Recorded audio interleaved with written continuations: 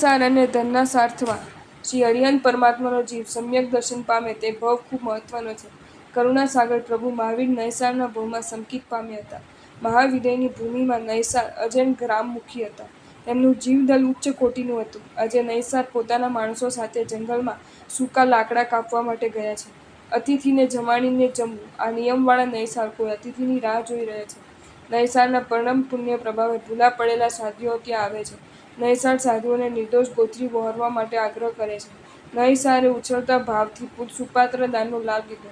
સાધુઓને મુખ્ય માર્ગ દેખાડવા માટે અનેક સેવકો છતાં નૈસાર ખુદ સાધુઓની સાથે જાય છે. સાધુઓએ નૈસારની પાત્રતા જોઈને દેવગુરુનું આંશિક સ્વરૂપ સમજાવ્યું. શ્રી નવકાર મહામંત્રનું દાન કર્યું. પ્રભાવશાળી દેવગુરુના સ્વરૂપે અને સાંભળતા ઉત્કૃષ્ટ અહોભાવ પ્રતાપે નૈસારે સમ્યક દર્શનની પ્રાપ્તિ કરી. પરમાત્મા શ્રી ઋષભદેવના જીવે ધનસાર્થવાના ભવમાં સમ્યક દર્શનની પ્રાપ્તિ કરી હતી.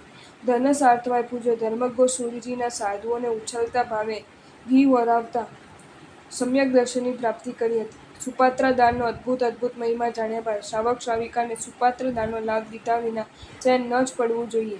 મહાયોગી પૂજ્ય પન્યાજી ભદ્રંકર વિજયજી સુપાત્ર દાનથી જીવને નડતા અશુભ ગ્રહોનું શુભ ગ્રહોમાં રૂપાંતર થઈ જાય છે. જો તમને આ વિડીયો ગમ્યો હોય તો આ વિડીયોને લાઇક કરો અને શેર કરો અને આવા જ નવા વિડીયો જોવા માટે જૈન ફેક્ટ્સ એન્ડ સ્ટોરીઝની ચેનલને સબસ્ક્રાઇબ કરો. ધન્યવાદ.